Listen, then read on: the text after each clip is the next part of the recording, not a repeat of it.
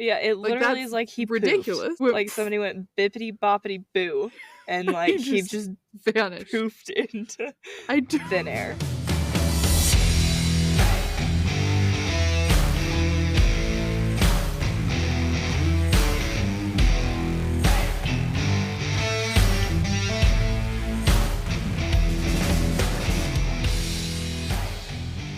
Hi, I'm Lila. And I'm Chansey. And this is For Criming Out Loud. Hello, everybody. Welcome to For Criming Out Loud today. Today is Groundhog Day for all those Americans out there. I'm pretty sure this is only an American holiday. It's a ridiculous holiday. Yeah, it's very... And it's not like we do anything super special, but I feel like this is a holiday that's literally designed for elementary school kids. It was like exciting when I was in 4th grade to hear about it. Yeah, no, it is. It is just like it's a really weird thing that we do, honestly. Like, it's... Yeah, I don't understand when you really think about it, it's like, what? What is that? And I honestly don't super understand any of it. I don't understand how he does or does not see his shadow. Yeah, I don't either. I don't actually get the, like, I always hear, like, oh, he saw it or he didn't. And I've actually watched, like, the actual thing before, but I've never been able to tell how he does or does not. Because I'm like, don't you always see a shadow? Like, if you just turn your head, you'll find it. I don't know. Yeah, I don't know. I'm not sure either, but I can tell you the outcome of this year's little event. We've got, his name is, I can't even say this correctly. I'm sorry to whoever named him this, but it's Punxsutawney Phil, I believe. His name is Punxsutawney Phil. They just call him Phil. He's our groundhog. They knocked 3 times on his little thing, and he popped out of his hole, and he saw his shadow. So that means it's going to be an extra long winter this year. Okay. So set in, everybody. We're gonna be in the cold for a long minute. I don't know if I believe that. This has not been at least not for me. It has not been that severe of a winter. So yeah, no, me neither. It's been cold, and it has been Florida got snow for the first time in forever, and it's a huge thing. They didn't just get snow; they got snow that stuck on the ground. Yeah, so and they canceled school. Yeah, they lost their minds. I always think it's so funny. Me as a teacher who has come to school with inches upon inches of snow on the ground and doesn't get a snow day was man, it's what I wouldn't give to live in Florida. It's we live up in Idaho. It's 4 months out of the year, everything's covered in snow. If you had a snow day every time it snowed, nothing would get done. And it's hilarious to me. There's 2 inches of snow that falls in Florida, and they're shut the roads down, shut the schools down. It's over. To be fair, though, they don't have snow plows or any kind of infrastructure for it, right? We put salt or cinder down on the road to melt it, and we plow. Got lots of plows. But they're just what the heck do we do now? That's snow. We're not prepared for this. And the average citizen in Florida probably doesn't know what the heck to do with snow on the roads when driving, which is totally understandable. It takes practice, and you have to get taught it. But I just think it's so funny because I'm even in 2 inches of snow, it's not that different from just driving when it's raining. You know what I mean? I don't know. Yeah, but exactly. There has been a cold front, so maybe Phil is right. Maybe it'll be an extra long winter. Yeah, that is true. Crazy. Anyways, that's Phil the Groundhog's prediction for the coming Groundhog winter. Thank you, sir. Thank you, Phil. Well, today we are talking about a anomaly. Let's put it that way. An anomaly today. We're talking about the Bennington Triangle. And for those of you who have never heard of the Bennington Triangle, it is, imagine this, a triangle of land in Vermont around the Glastonbury Mountains. So, and actually it's really funny because everybody calls it a triangle. Really, it's technically not a triangle. It's actually a square. But people say it's a triangle. But that's a stretch of the imagination. It's really a square. Just a square. Did you say Bennington?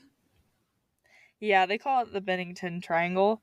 Okay. Which I'm not 100% sure why it gets that name. There are four. I need to send you this picture. I'm gonna send you this picture. I'm gonna send you a picture of the map.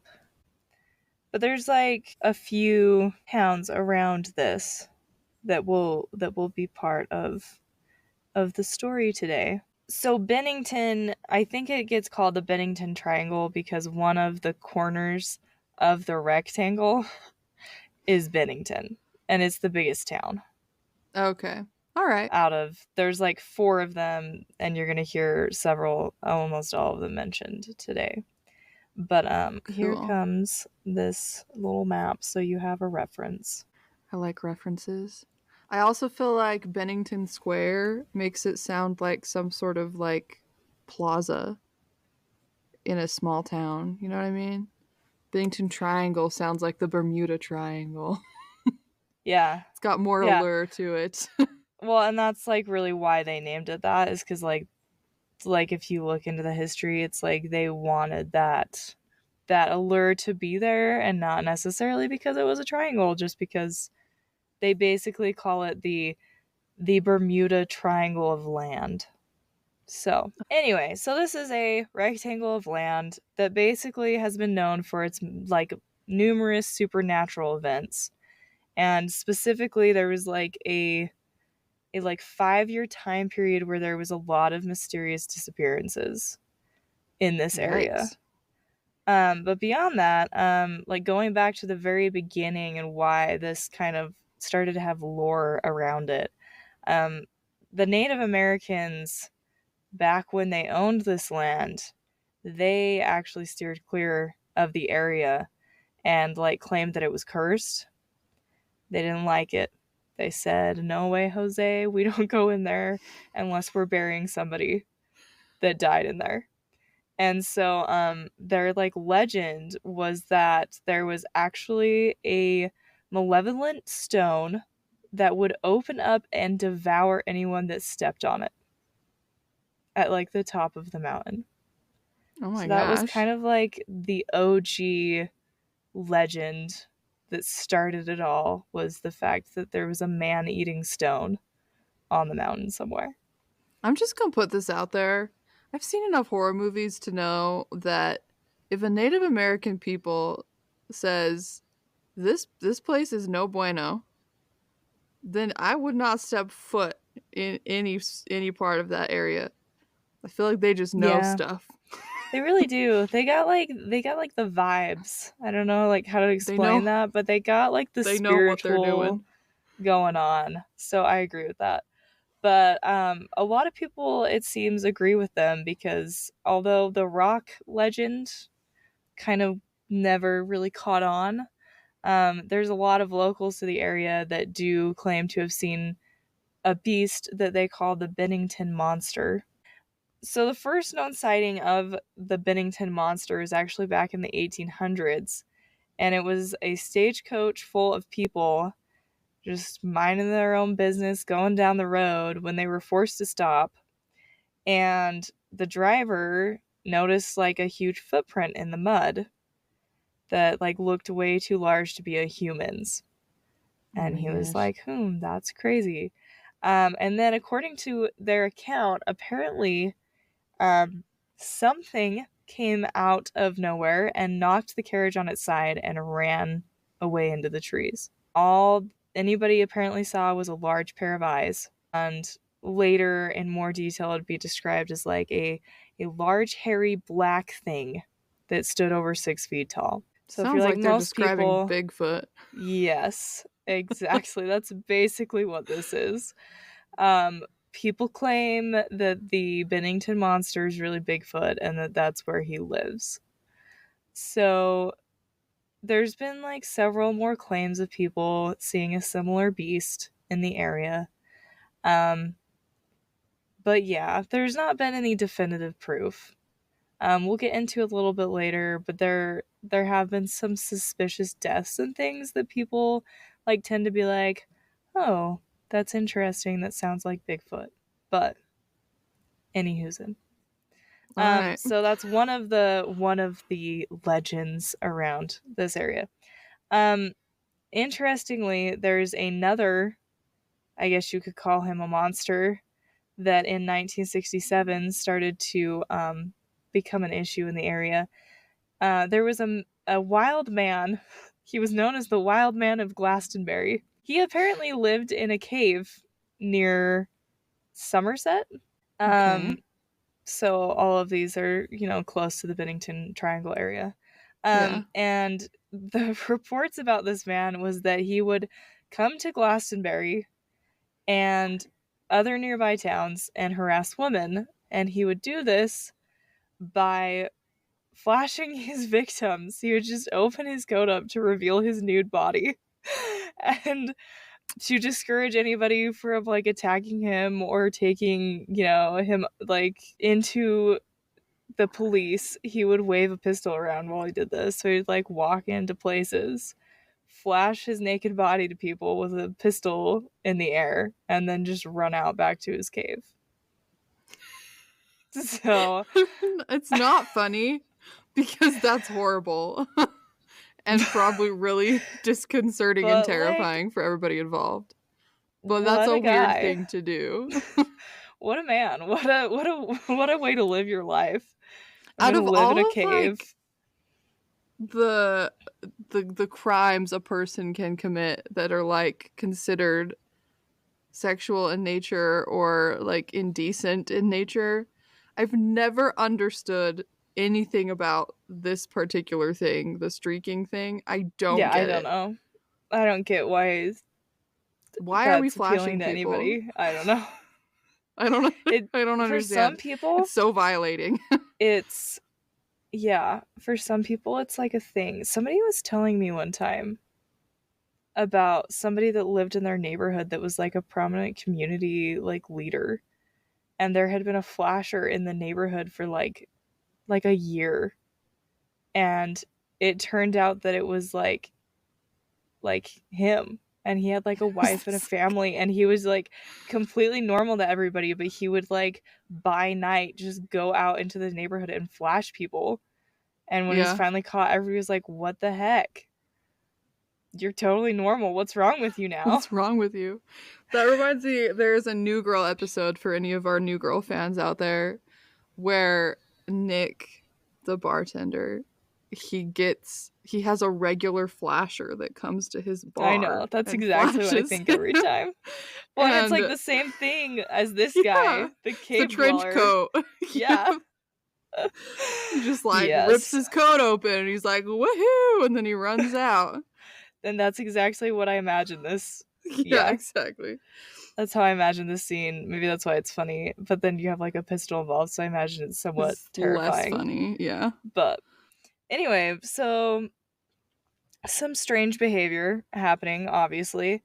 There was another strange occurrence when in 1892, there was a man named Henry McDowell, and he drunkenly bludgeoned to death his coworker. And he did this because he claimed that voices had told him to attack him. So McDowell, he was admitted to an asylum, but escaped and vanished, never to be seen again. So, that one, not great. Like, I'm like, I mean, everybody's got a town crazy, though, right? I mean, yeah, I mean, mental illness is a real thing, man. Schizophrenia and all sorts of stuff cause that sort of delusion. That could have been a number of different things, but still, I guess when in light of all the weird things that happen in this area, I could see why people would be like, strange. 5 years later, another murder would take place. A man by the name of John Harbour was found dead on a hunting trip. And while, like, initially, it's like, I mean, that happens, but there was, like, some pretty interesting things about when they found him. So they found him, first off, his body had been, like, dragged several yards. Oh, no. Which seems, like, weird. I don't know why you're moving somebody's body, especially if you're only gonna move him several yards. It's like... Why bother? You didn't take him anywhere. Why are you bothering to do that?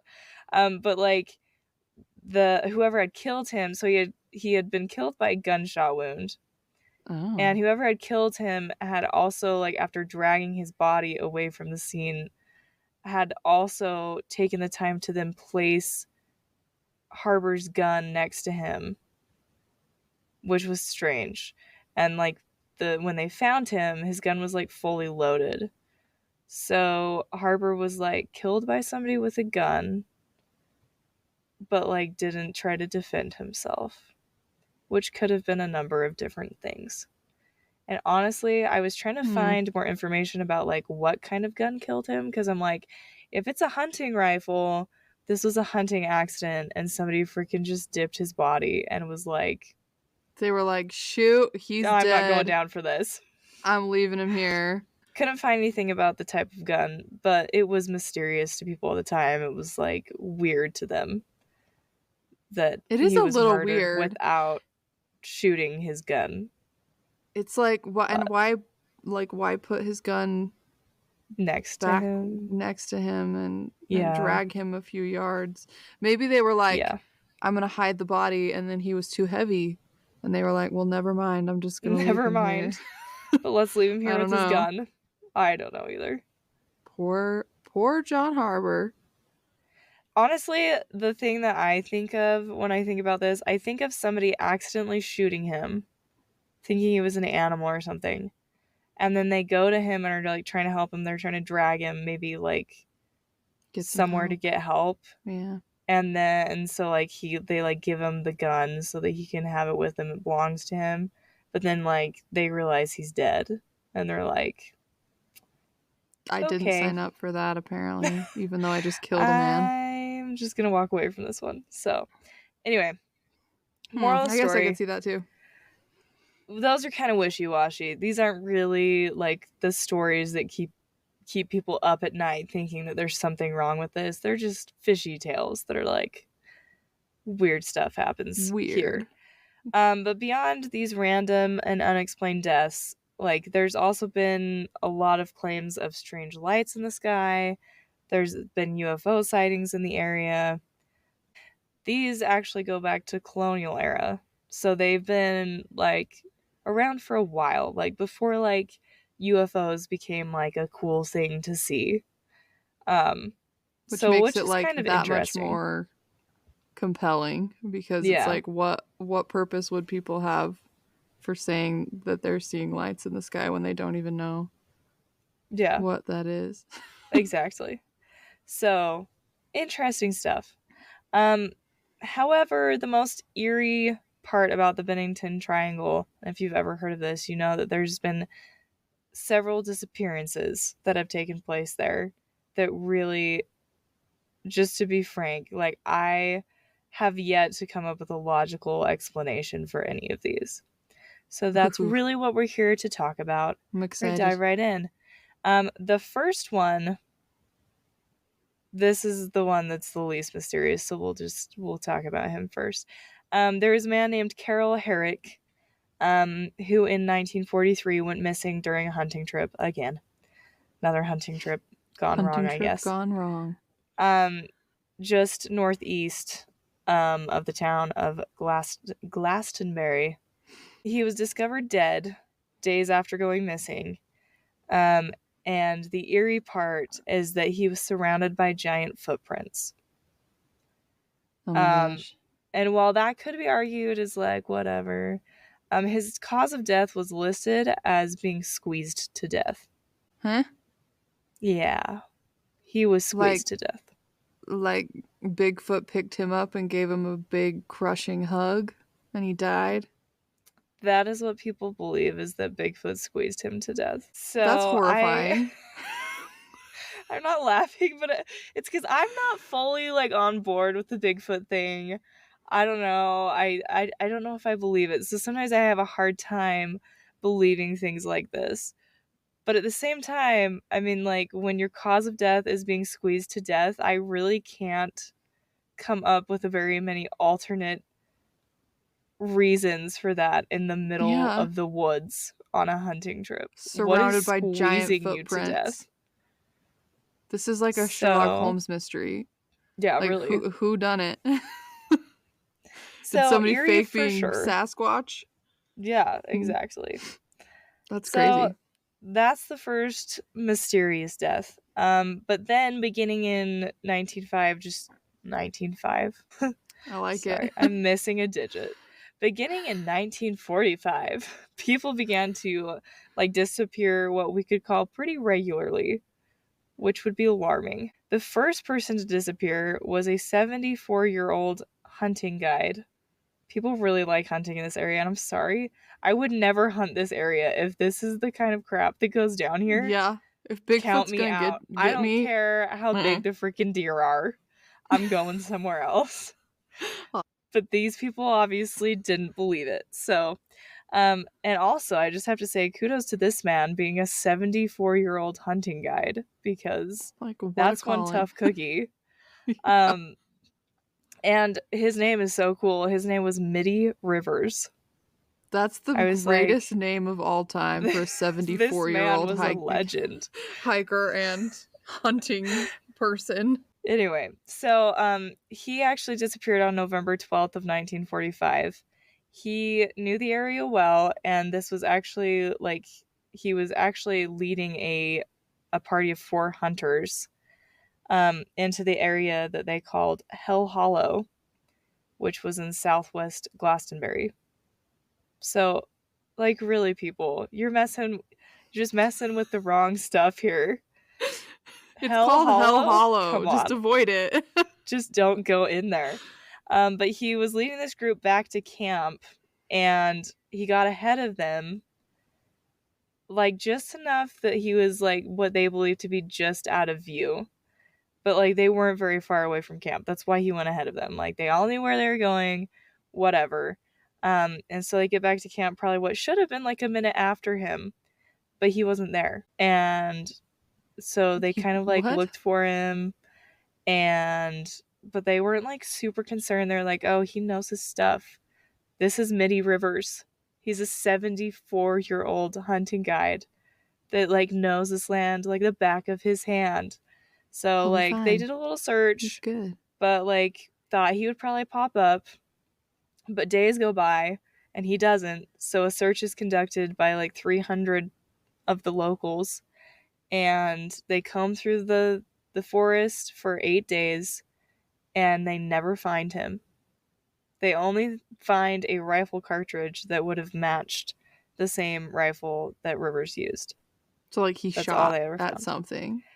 Hypothetically, but it's also like, I mean, this is clearly hunting season, probably, I would assume. So it could have been anybody. And so, who knows how many people have similar rifles that would have used the same. Yeah, so his body was never recovered. To this day, just, like, nobody ever found him. He just walked out of sight and then just vanished. He evaporated. Never to be seen again. I just don't understand that. Yeah, well, and it's, like, weird because, like, the way that the, like, hunters describe it, it wasn't like he walked off in a different direction either. It's not like it was like, oh, he walked off and just poof, just didn't come back. He was, like, walking into camp. He wasn't that far ahead of them. They're like, we just saw him. Like, where on earth did he go?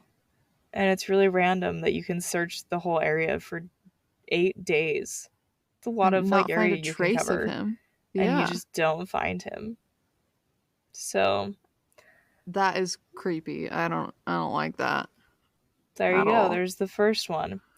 A year later, in 1946, an 18-year-old college student named Paula Welden also decided to go hiking in the Bennington Triangle on December 1st. And I just have to say again, I don't know what these people are doing. Why are you going to a haunted forest what is she doing? and hiking? And she's by young. herself? She's 18, yes. Why? That's just not smart. I don't know what she's doing. And so she's hiking on what they call the Long Trail, which is actually like, and this is the other thing, I don't understand what she's doing, because this trail actually, if you hike the whole length of it, it takes you like 2 weeks of straight hiking. There's a reason they call it the Long Trail. It is long. When you said that, I thought you meant like, I don't know, like it's like a 7-hour hike or something. No, it takes literally weeks for experienced like hikers and backpackers to make it through from beginning to end. So I don't know if she was like just doing a little short snippet when she was going out there. I don't know if she was like just doing a little day trip, hiking a little bit, hike back out. I don't know. But on December 1st, she embarks onto the Long Trail. She was seen wearing a bright red jacket. And that there were people like on the route that identified and remembered seeing her because of that jacket. A store employee had given her like the directions, and so he like a nearby store employee, I guess, to the trail. So he remembers seeing her and like directing her to the trailhead. And then there was an elderly couple that hiked the trail behind her and saw her for like a while at the beginning of her hike, and they didn't notice anything off with her. She was just hiking. Nothing seemed alarming. But that was like it. She like hiked faster than the elderly couple, and then she's just like never seen again. She didn't show up to her classes the next day, and literally she just seems to have vanished into thin air. A search was conducted, and it included more than 1,000 people this time, and they even involved like aircraft surveillance. And they could not find her. They couldn't even find a trace of her. She's wearing a bright red jacket. That's what I'm saying. You would think that at the very least you'd find her jacket somewhere. Like a bright red jacket as you're combing the woods. Like, I think you're gonna see that. But they didn't. They never found her or any part of her. Nothing. She just disappeared. They even went as far like to post $5,000 reward for anybody that could give them information, which led to nothing. The FBI got involved, weren't able to turn up anything. And of course, the elderly couple, as part of their investigation, was interviewed and basically just said that they had seen her, that she'd been there, and then that she seemed to turn a corner and vanish. It's like people are literally just like in front of people's eyes, they're just disappearing. Yeah. And you're going to notice that trend as I continue to tell you the other disappearances, because it doesn't make any sense. No. I don't understand how they could be like walking behind her, she turns a corner, and then she's just gone. It's just this is like a Stephen King horror novel or something. You can't just walk into the woods and vanish. Yeah, so that one's like really a bummer because she was 18 and like going to college, and she just went on a hike and she shouldn't have gone on that hike.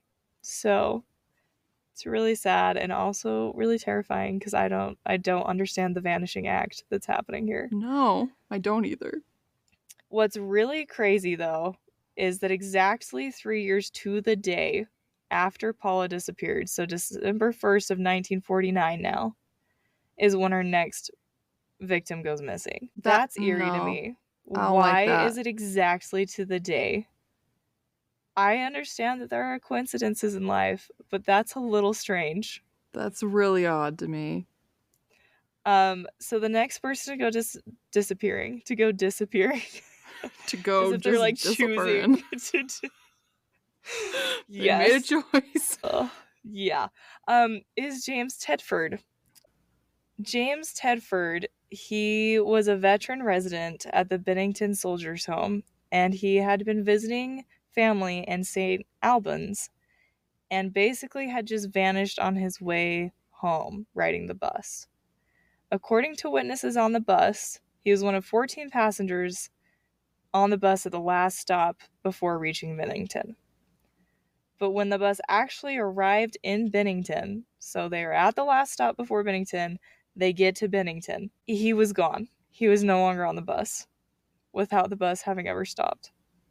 No. People don't just disappear off of buses. According to the witnesses on the bus, they remember seeing him after the bus started moving at the bus stop prior, but once they got to the next bus stop, he had vanished. His belongings were still there. Nope. His stuff was in the luggage rack. No. And on his seat was left a bus timetable. Like his ticket, basically, had been left on the seat where he had been sitting. But he was not there anymore. He was just gone.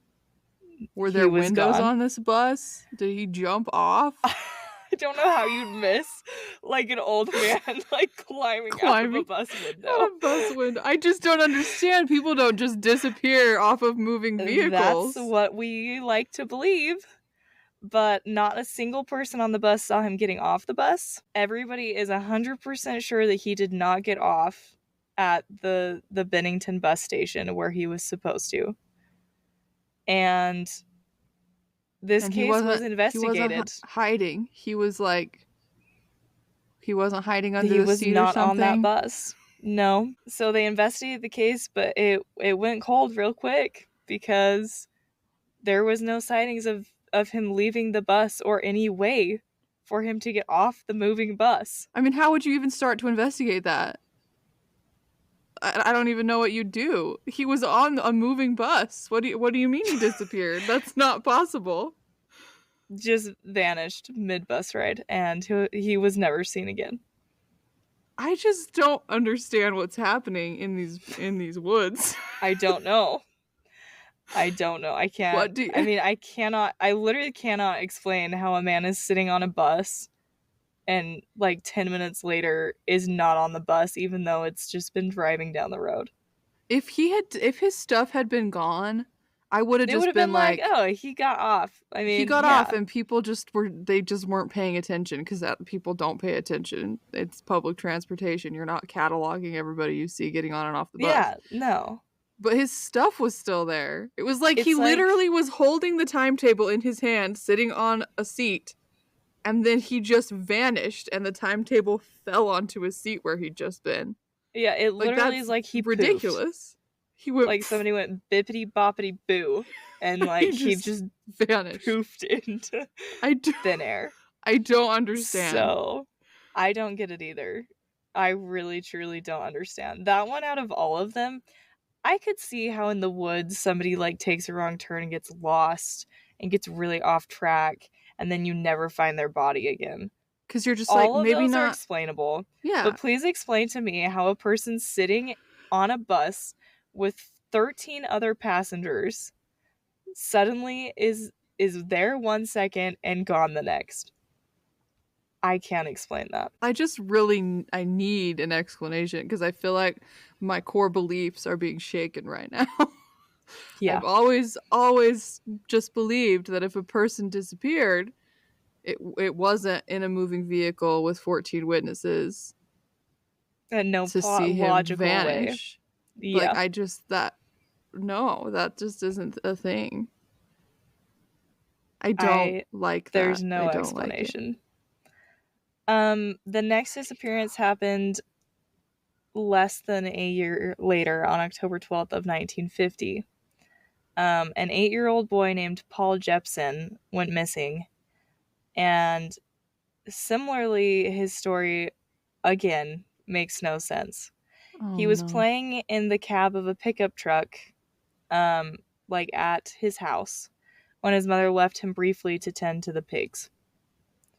And she returned a few minutes later and found that he was gone. So obviously she became concerned and started searching the house and the area, couldn't find him, and so she reported him missing.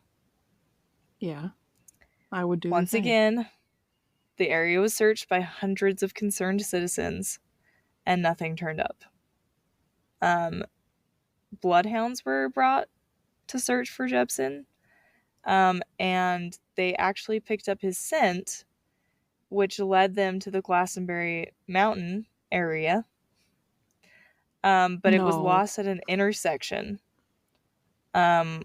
which some thought like indicated an abduction by like a passing car.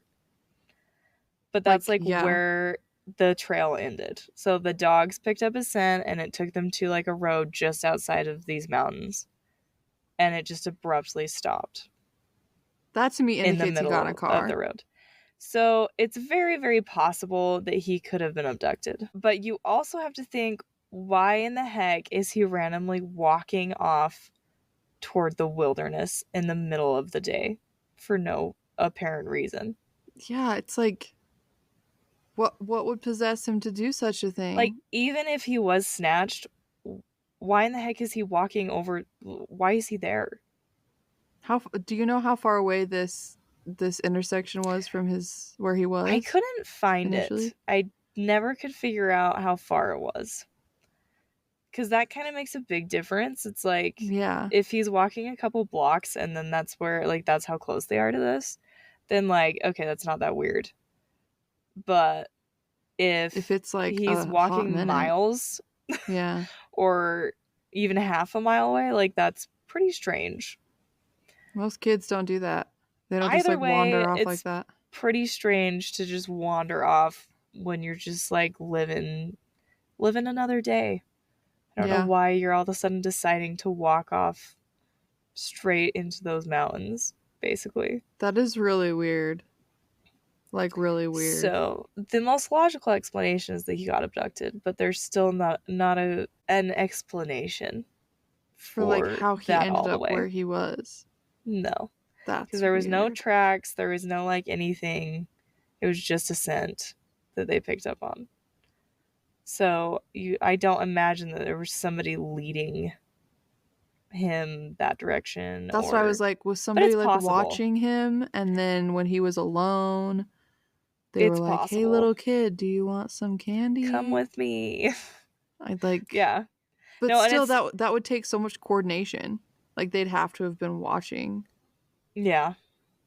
And have a car ready and all that stuff to like get him out of there. That's just a lot.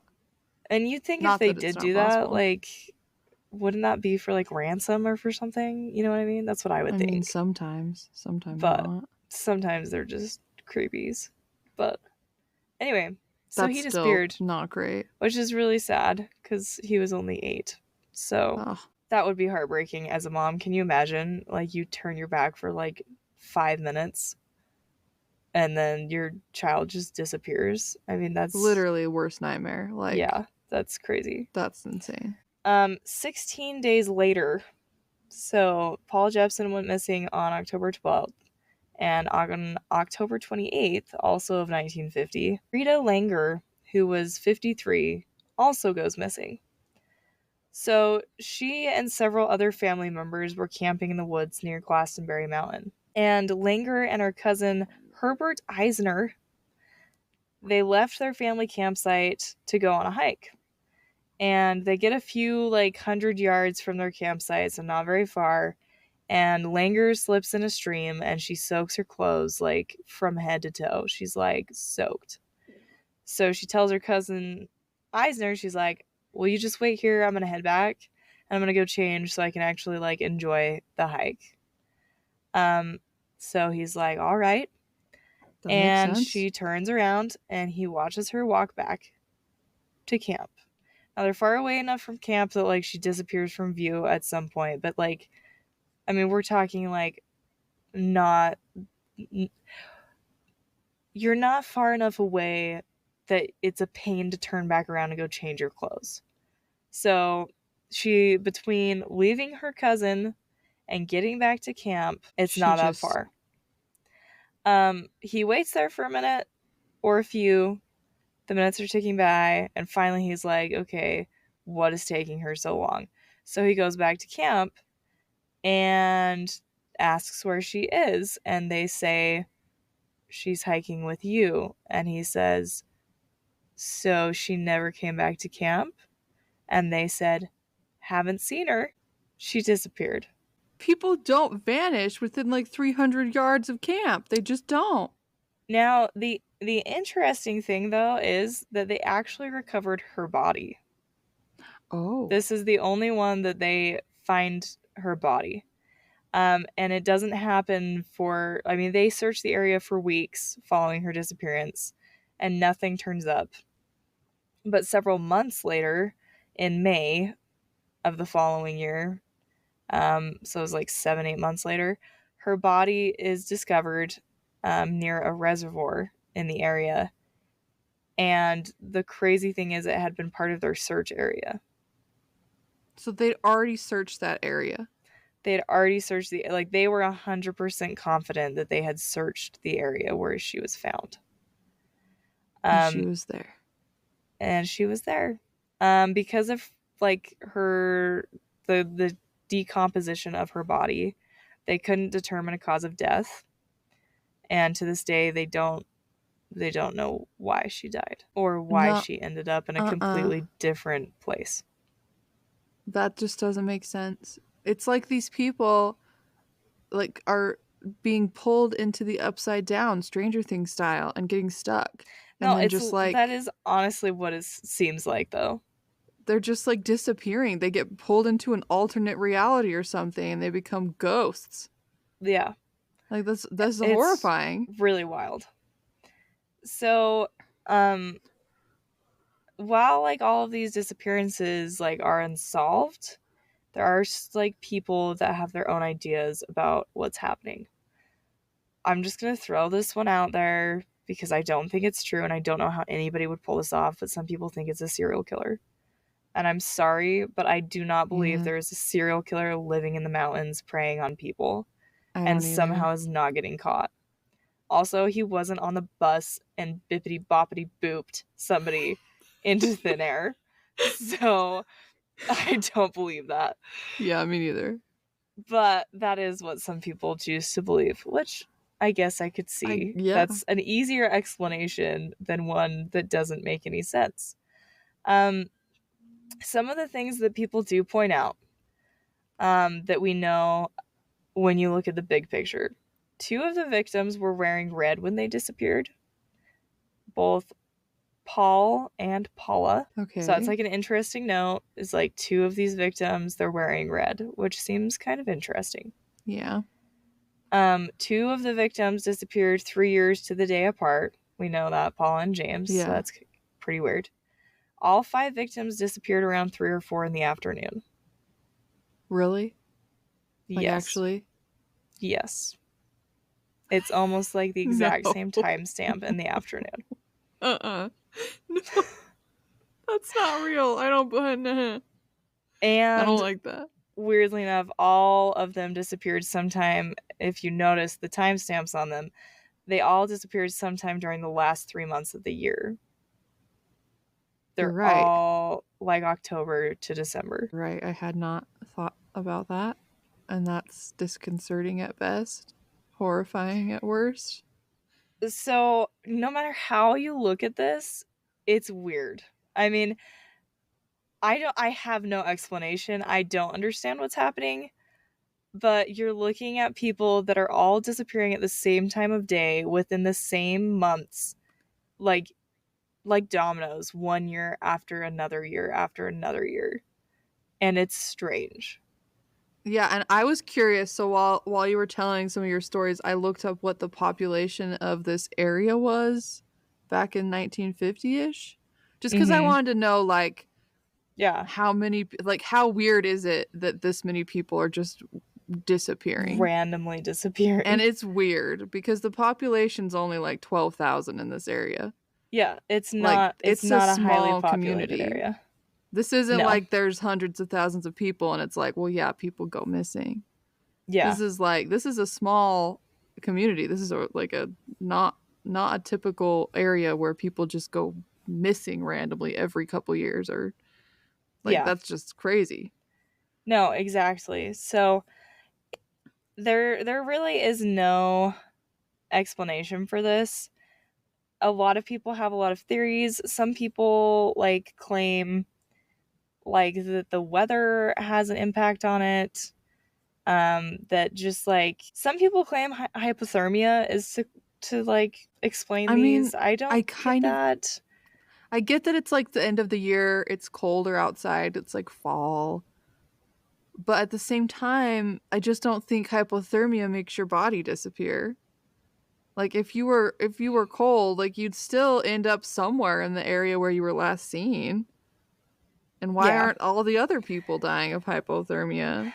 Yeah. So like I don't get that one because I'm like, and also it's like, I'm sorry, like you're walking from like a couple 100 yards, you're walking back to your campsite and you're telling me that you get lost enough that you're freezing to death. Like that takes time. Well, yeah, it's like you're not just gonna like get lost. No. It's like a straight shot back to your campground. You're not just and gonna I'm be just like, as a person, like granted, I've never gone camping like in the East Coast, and it's a little bit different because I think the woods are a little thicker over there. But like we grew up camping in like a very remote area with very little human life. And I have never once in the years that I have been going camping in remote areas ever gotten lost from the river to my campsite 300 yards away. Ever. No. It's never happened. Make any sense. Not even when I was 10 years old. Well, because you can practically see that far. Yeah, you can see where you're going, and you can see, like, you know where you've been. Yeah. So I don't believe that. Other people offer the explanation that the area has a history as a mining town, and that there is a ton of unmarked mine shafts that litter this mountainside. So that basically people say that you could basically just walk into one of those and fall to your death. But all I'm going to say is that you're searching the area, you're going to find a mine shaft that looks like somebody could have fallen into it, and that would be a very plausible explanation. Oh yeah. And that never comes up. But you'd think people would notice it. Yeah. They're searching the whole area looking for anything that could tell them what happened. They would have noticed that. Yeah. The last thing that people know when they think about these circumstances is that the mountain does tend to have like an odd wind pattern. And if you think about it, so that like influences the way that plants grow. And even if we don't consciously think about it, when we like are trying to get directionality down, we kind of notice those small things, like the way the plants are like leaning, or you understand what I'm saying? Yeah. So some people look at that and think that because there doesn't seem to be one constant like wind pattern on the mountain, that it makes people confused as to the direction they're going. And thus, like, they get lost really easily. I guess I could kind of see that, but I understand, but at the same time, I'm like, that's a stretch still. You're asking me to really, like, you're saying that a person can get lost within a couple 100 yards? Based on wind patterns? Like, you're gonna just go in a completely different direction, even though somebody's watching you walk the direction. And, like, Paula is walking on a trail.